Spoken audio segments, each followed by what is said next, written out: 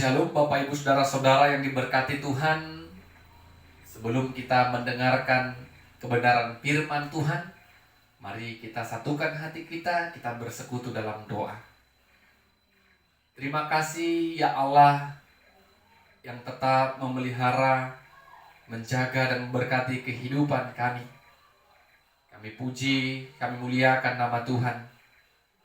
Tiba saatnya bagi kami untuk merenungkan kebenaran firman-Mu. Berkati hati dan pikiran kami melalui kuasa Roh-Mu yang kudus ya Tuhan. Dalam nama Yesus kami berdoa dan bersyukur. Amin. Saudara-saudara, Bapak Ibu yang diberkati Tuhan, firman Tuhan bagi kita menyapa kita pada saat ini dari Lukas pasal 16 ayat 19 sampai 31.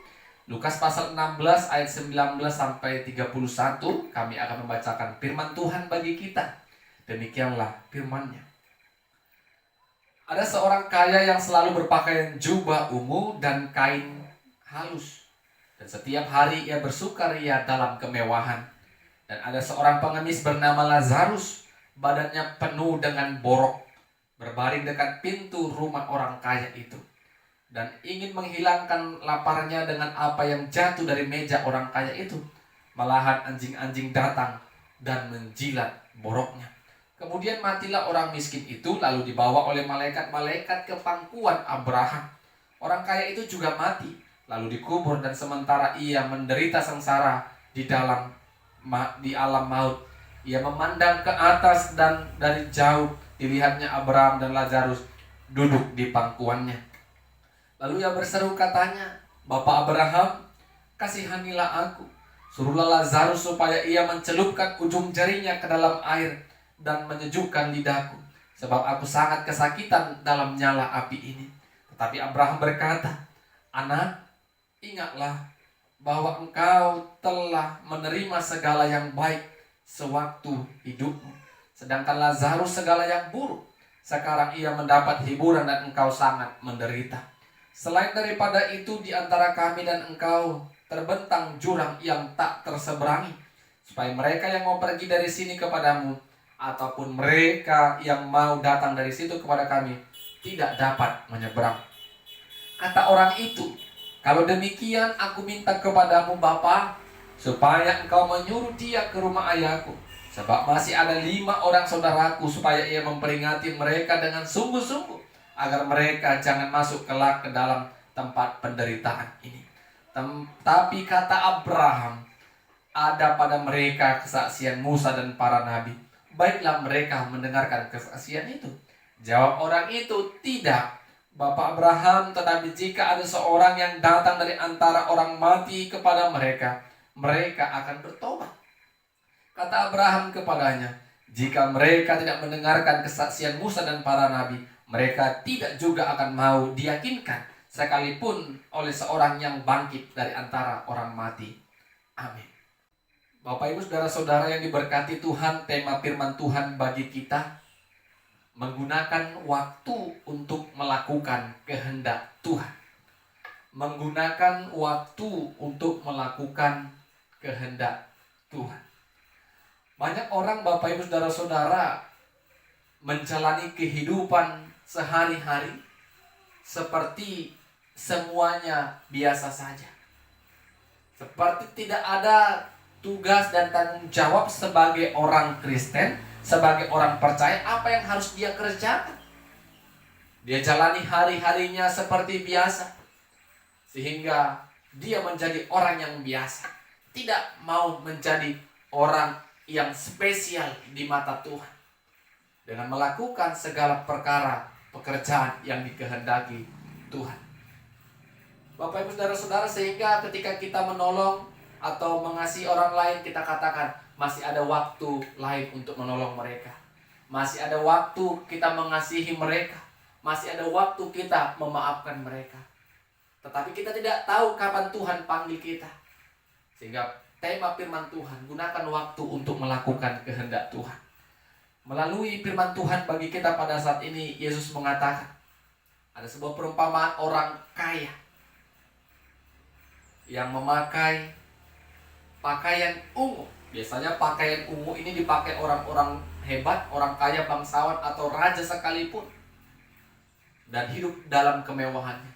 Tetapi di sekitarnya ada orang miskin yang bernama Lazarus.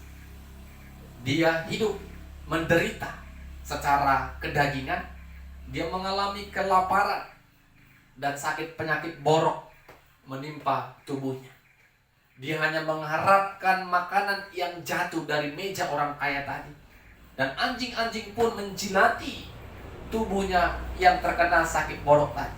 Kita bisa bayangkan Bapak Ibu bagaimana hinanya yang bernama Lazarus tadi.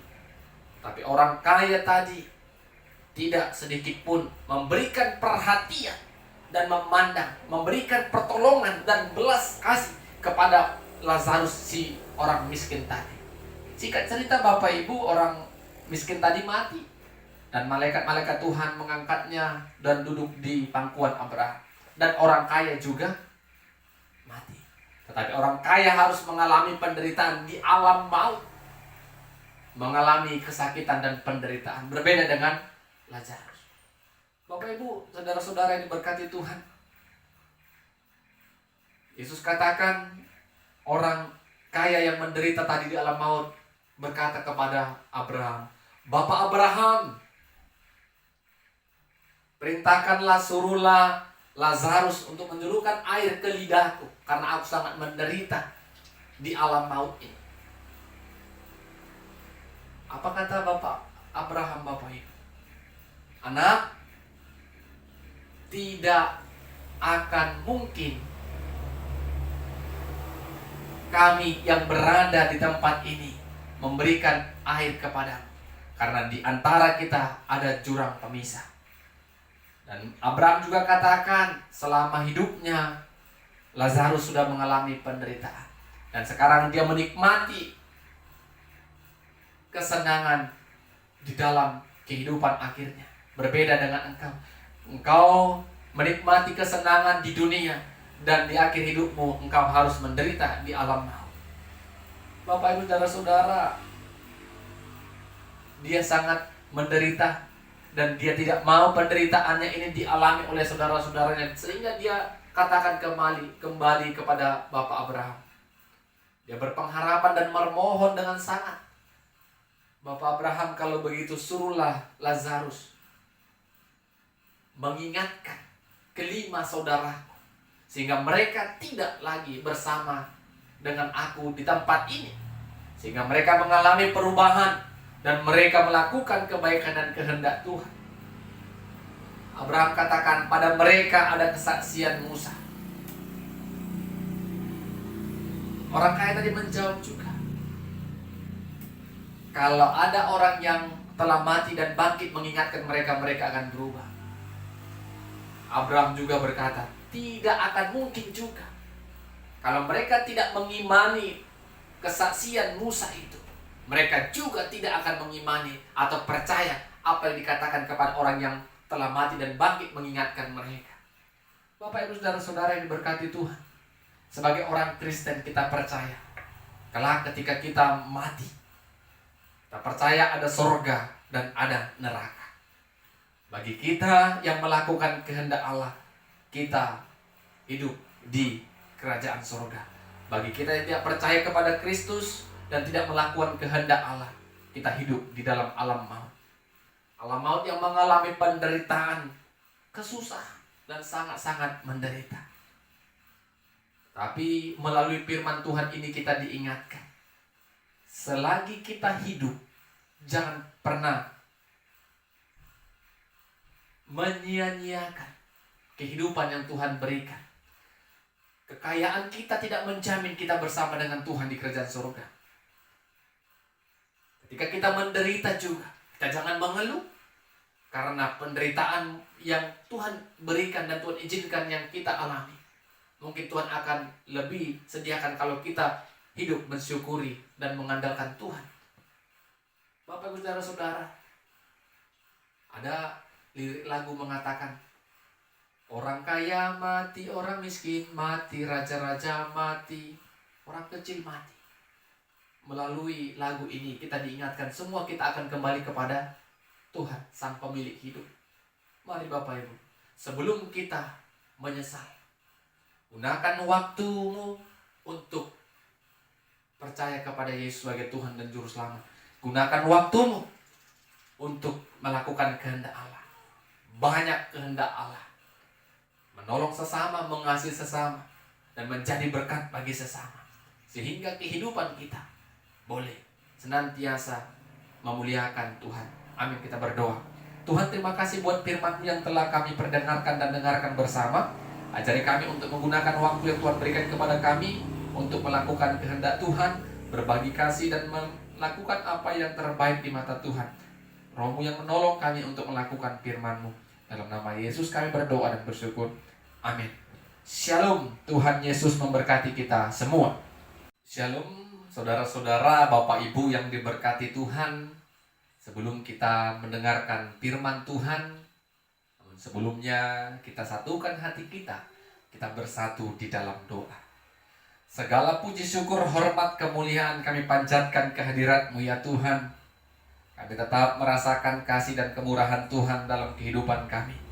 Sebentar kami akan menikmati berkat Tuhan lewat firman-Mu yang akan kami dengarkan dan akan kami perdengarkan ya Tuhan. Berkati hati dan pikiran kami dengan kuat kuasa Roh-Mu ya Tuhan, sehingga hati dan pikiran kami tertuju kepada Tuhan. Dalam nama Yesus kami berdoa dan bersyukur kepada Tuhan. Amin. Bapak Ibu saudara-saudara yang diberkati Tuhan, firman Tuhan bagi kita pada saat ini dari Lukas pasal 16 ayat pertama sampai ayatnya yang ke-13. Lukas pasal 16 ayat pertama sampai ayat yang ke-13. Kami akan membacakan firman Tuhan bagi kita. Demikianlah firman-Nya. Dan Yesus berkata kepada murid-muridnya, ada seorang kaya yang mempunyai seorang bendahara. Kepadanya disampaikan tuduhan bahwa bendahara itu menghamburkan miliknya. Lalu ia memanggil bendahara itu dan berkata kepadanya, apakah yang kudengar tentang engkau? Berilah pertanggungjawab atas urusanmu, sebab engkau tidak boleh lagi bekerja sebagai bendahara. Kata bendahara itu dalam hatinya, apakah yang harus aku perbuat? Tuanku memecat aku dari jabatanku sebagai bendahara. Mencangkul aku tidak dapat, mengemis aku malu. Aku tahu apa yang akan kuperbuat, supaya apabila aku dipecat dari jabatanku sebagai bendahara, ada orang yang akan menampung aku di rumah mereka. Lalu ia memanggil seorang demi seorang yang berhutang kepada tuannya. Katanya kepada yang pertama, berapakah hutangmu kepada tuanku? Jawab orang itu, 100 tempayan minyak. Lalu katanya kepada orang itu, inilah surat hutangmu. Duduklah dan buat surat hutang lain sekarang juga, 50 tempayan. Kemudian ia berkata kepada yang kedua, dan berapakah hutangmu? Jawab orang itu, 100 pikul gandum. Katanya kepada orang itu, inilah surat hutangmu, buatlah surat hutang lain, 80 pikul. Lalu tuan itu memuji bendahara yang tidak jujur itu, karena ia telah bertindak dengan cerdik. Sebab anak-anak dunia ini lebih cerdik terhadap sesamanya daripada anak-anak terang. Dan aku berkata kepadamu, ikatlah persahabatan dengan Mamon, dengan mempergunakan Mamon yang tidak jujur, supaya jika Mamon itu tidak dapat menolong lagi, kamu diterima di dalam kemah abadi. Barang siapa setia dalam perkara-perkara kecil, ia setia juga dalam perkara-perkara besar. Dan barang siapa tidak benar dalam perkara-perkara kecil, ia tidak benar juga dalam perkara-perkara besar. Jadi jikalau kamu tidak setia dalam hal mamon yang tidak jujur, siapakah yang akan mempercayakan kepadamu harta yang sesungguhnya? Dan jikalau kamu tidak setia dalam harta orang lain, siapakah yang akan menyerahkan hartamu sendiri kepadamu? Seorang hamba tidak dapat mengabdi kepada dua tuan, karena jika demikian ia akan membenci yang seorang dan mengasihi yang lain, atau ia akan setia kepada seorang dan tidak mengindahkan yang lain. Kamu tidak dapat mengabdi kepada Allah dan kepada Mamon. Amin. Bapak Ibu saudara-saudara yang diberkati Tuhan, tema firman Tuhan bagi kita pada saat ini,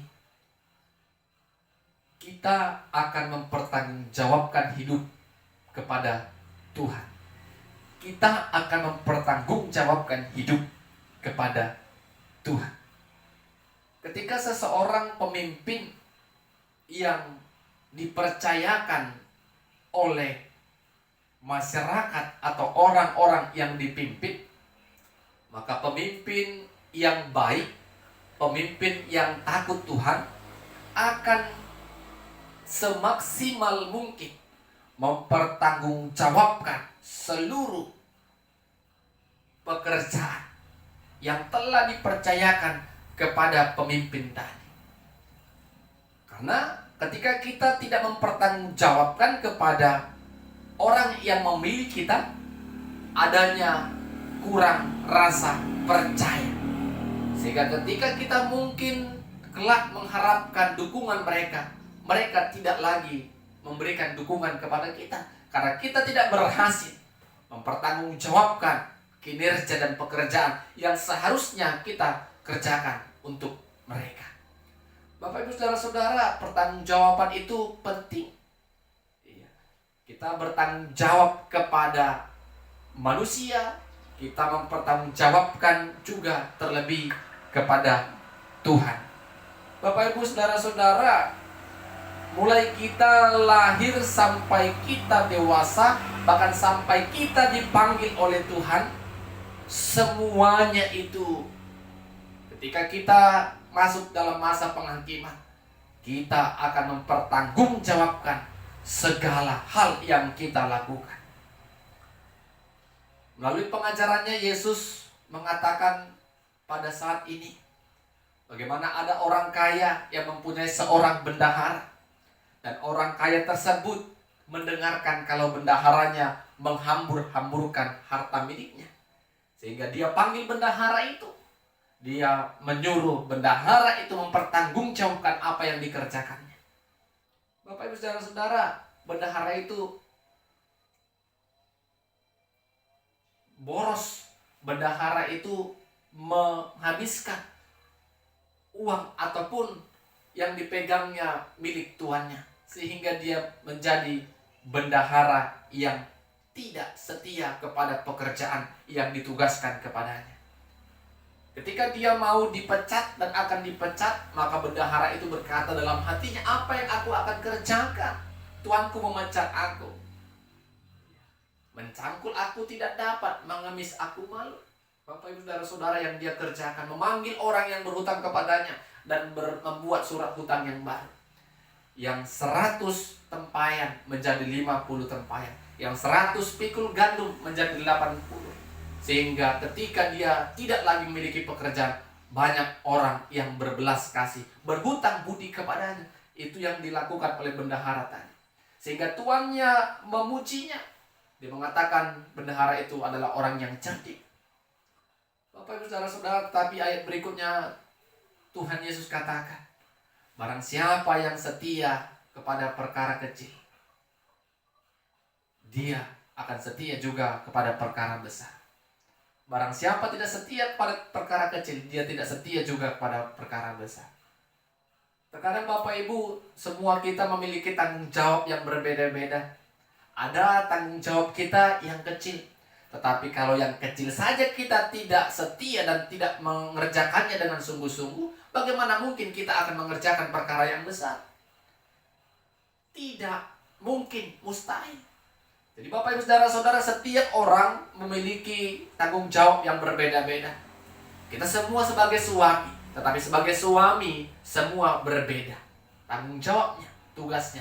Kita mungkin sebagai orang tua, tetapi kita memiliki perbedaan dalam tugas tanggung jawab yang diberikan Tuhan kepada kita. Mungkin kita memiliki pekerjaan yang berbeda-beda, ekonomi, pendapatan, penghasilan yang berbeda-beda, tetapi semua itu akan kita pertanggungjawabkan di hadapan Tuhan. Sudahkah kita bisa menjadi berkat bagi sesama? Jadi Bapak Ibu Saudara-saudara, begitu juga dalam pelayanan kita. Pelayanan yang kita terima, pelayanan yang kita lakukan kelak juga akan kita pertanggungjawabkan kepada Tuhan. Jangan kita menuntut Tuhan memberikan lebih besar, tetapi syukurilah, lihatlah apakah yang Tuhan berikan bagi kita pada saat ini benar-benar kita setia di dalamnya. Tidak akan mungkin Tuhan memberikan pelayanan yang lebih besar, sehingga pelayanan yang kecil pun kita anggap sepele, kita anggap pandang sebelah mata.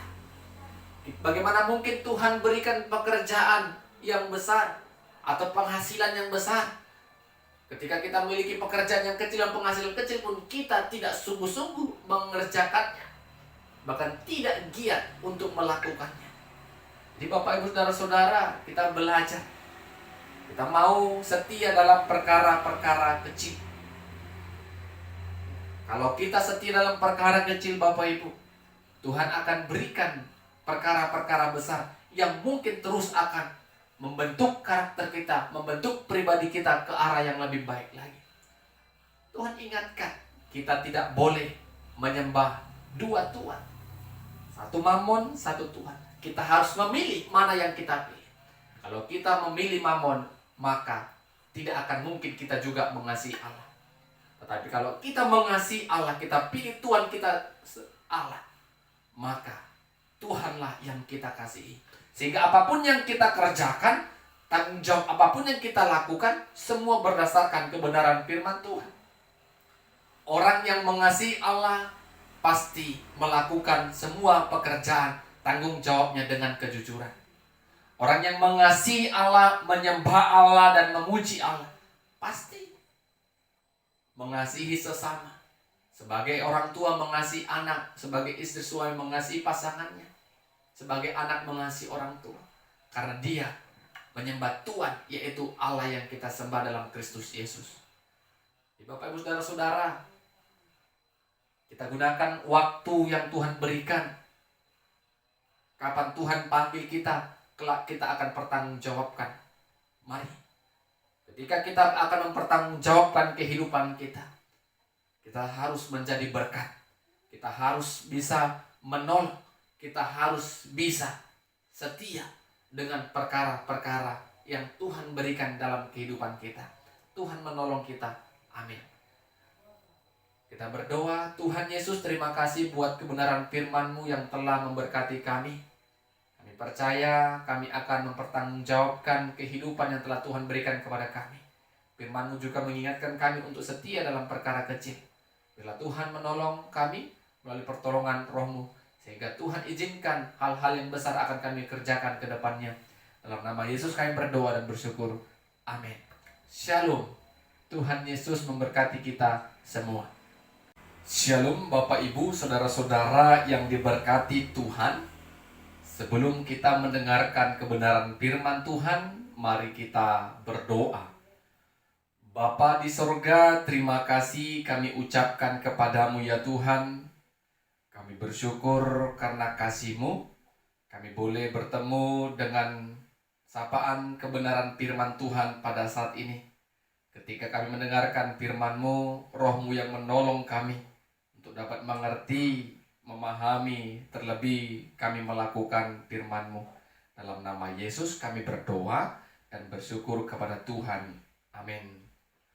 Bapak Ibu Saudara-saudara yang diberkati Tuhan, firman Tuhan bagi kita pada saat ini dari Lukas pasal 15 ayat pertama sampai ayatnya yang ke-10. Lukas pasal 15 ayat pertama sampai ayatnya yang ke-10. Kami akan membacakan firman Tuhan bagi kita. Demikianlah firman-Nya.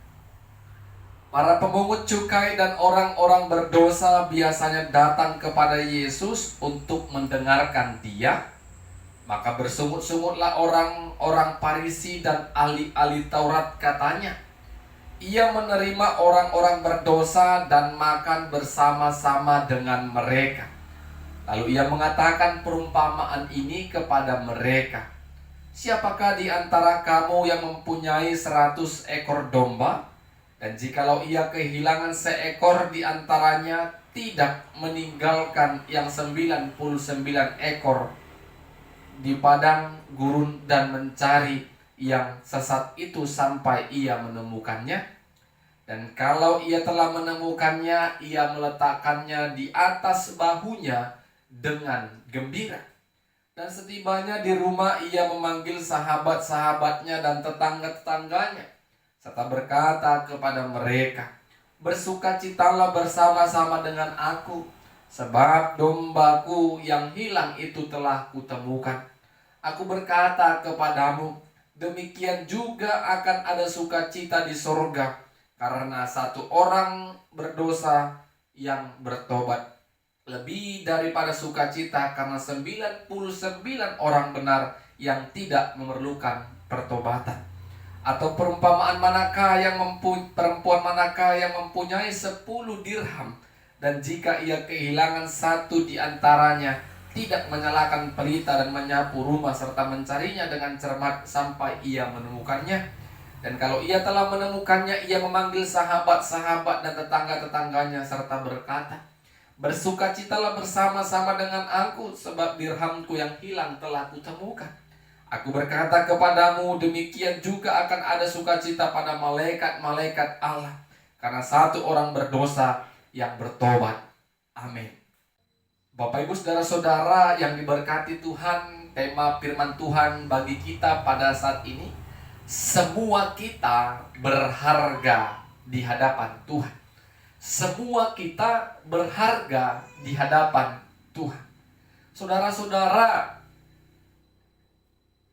semua orang yang pernah kehilangan sesuatu apapun pasti akan merasa cemas, khawatir, apalagi yang hilang itu adalah benda atau barang yang sangat dikasihi atau disayanginya.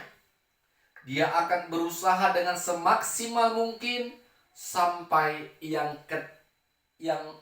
hilang tadi ditemukan. Ketika yang berharga tadi hilang, kita sudah berusaha mencarinya. Dan ketika pada saat kita menemukan barang yang hilang itu, maka ada perasaan senang, sukacita, dan bahagia tersendiri dalam diri kita karena kita sudah menemukan yang hilang. Bapak Ibu saudara-saudara, pada saat ini ada perumpamaan domba yang hilang dan dirham yang hilang. Ketika domba dan dirham yang hilang tadi ditemukan, maka ada sukacita bagi si pemilik. Begitu juga dengan Tuhan. Ketika ada yang hilang, tadi digambarkan orang yang sesat, orang yang belum bertobat, kembali kepada Tuhan, maka malaikat Tuhan, sukacita surgawi ada pada saat itu juga. Bapak Ibu saudara-saudara, kita perhatikan pertama perumpamaan domba yang hilang tadi. Ketika ada 100 ekor domba, satu yang tersesat, kita katakan tidak bersama dengan kawanan yang 99 domba tadi. Sebagai gembala, kita akan meninggalkan yang 99 ini, maka kita akan mencari yang seekor domba tadi. Apakah kita tidak menyayangi yang 99 ini? Bukan tidak menyayangi, tetapi yang 99 ini adalah domba-domba yang tetap dalam suara gembalanya, yang tetap mendengarkan dan mau turut kepada gembalanya. Berbeda dengan seekor domba tadi yang tersesat, yang tidak bersama dengan 99 tadi. Dia tersesat, dia tidak bersama dengan 99 domba teman-temannya. Sehingga Bapak Ibu sebagai pemilik domba, dia berusaha untuk mencari domba yang hilang tadi. Dia berusaha. Ketika domba yang hilang tadi ditemukannya, maka dia meletakkan di atas bahunya dan bersuka cita. Bapak Ibu saudara-saudara, tadi dikatakan demikian jugalah ada sukacita surgawi ketika ada seorang yang bertobat. Bapak Ibu, kita berharga di mata Tuhan. Tuhan tidak senang, Tuhan tidak bahagia melihat kita anak-anaknya tersesat, hilang tanpa tujuan, pergi tanpa arah. Tuhan tidak senang kalau kita tidak melakukan kehendak-Nya. Oleh karena itu sering Bapak Ibu Saudara-saudara, Tuhan berusaha mencari kita untuk menyatukan kita yang sesat tadi bersama dengan domba-domba yang tidak sesat tadi. Tetapi terkadang kita tidak memberikan respon yang baik. Terkadang sudah banyak orang yang mengingatkan kita, baik itu melalui keluarga kita, sahabat kita, bahkan hamba Tuhan sekalipun sudah mengingatkan kita dan akan menuntun kita untuk kembali kepada Tuhan. Terkadang Bapak Ibu, kita tidak memberikan hati untuk merespon berita atau panggilan pertobatan itu. Bapak Ibu Saudara-saudara yang diberkati Tuhan, Tuhan ingin semua kita bersama, kawanan domba yang sama-sama, yang dipimpin oleh gembala, yaitu Tuhan yang menjadi gembala kita. Ketika kita bertobat, maka Tuhan bersuka cita melihat pertobatan kita. Semua kita butuh pertobatan. Kita tidak ada yang benar, seorang pun tidak. Makanya ketika Yesus duduk bersama dengan orang-orang pada saat itu, ahli Taurat dan orang Farisi, kenapa Yesus duduk bersama dengan orang berdosa? Orang Farisi, ahli Taurat merasa diri mereka benar, sehingga mereka mengatakan kalau Yesus duduk bersama dengan orang-orang berdosa. Sering kita Bapak Ibu mudah mengatakan orang berdosa. Bagaimana dengan kita? Nyatanya semua orang butuh pertobatan. Semua orang butuh yang namanya perubahan ke arah yang lebih baik lagi. Terkadang kita tidak melakukan kehendak Tuhan. Apakah kita tidak butuh pertobatan? Apakah kita sudah suci di hadapan Tuhan? Semua kita butuh pertobatan. Tetapi bagaimana pribadi kita, hati kita menerima dan memenuhi panggilan pertobatan itu, sehingga kita boleh menikmati berkat dan anugerah Tuhan. Dan berikutnya Bapak Ibu, sama seperti perumpamaan domba hilang tadi. Seorang perempuan yang kehilangan dirhamnya, dia akan berusaha mencari dirham itu sampai ketemu. Dan sudah ketemu, dia akan bersuka cita. Yang hilang sudah didapatkan. Berbahagialah Bapak Ibu ketika kita selama ini mungkin jauh dari Tuhan. Selama ini kita mungkin jauh dari kehendak dan rencana Tuhan. Kita kembali berpaling kepada Dia yang akan menuntun dan membimbing kita. Kita bersyukur Tuhan masih berikan kesempatan bagi kita untuk bersama dengan kawanan domba yang lainnya. Jangan keraskan hati kita untuk tidak mengalami pertobatan, tetapi bukalah hati kita sehingga kita mau percaya, aku berharga di mata Tuhan. Jangan pernah katakan aku paling berdosa sehingga aku tidak berharga dan tidak dipandang oleh sesama. Semua kita berharga di mata Tuhan. Semua kita, Tuhan rindu pertobatan yang sejati dalam kehidupan kita. Bapak Ibu Saudara-saudara yang diberkati Tuhan, mari dengan anugerah Tuhan kita mau katakan, aku berharga di mata Tuhan, sehingga ada niat, kemauan bagi kita untuk mengalami perubahan dan pertobatan di dalam Tuhan. Amin, kita berdoa. Tuhan, terima kasih buat kasih-Mu, kami telah mendengarkan firman-Mu ya Tuhan.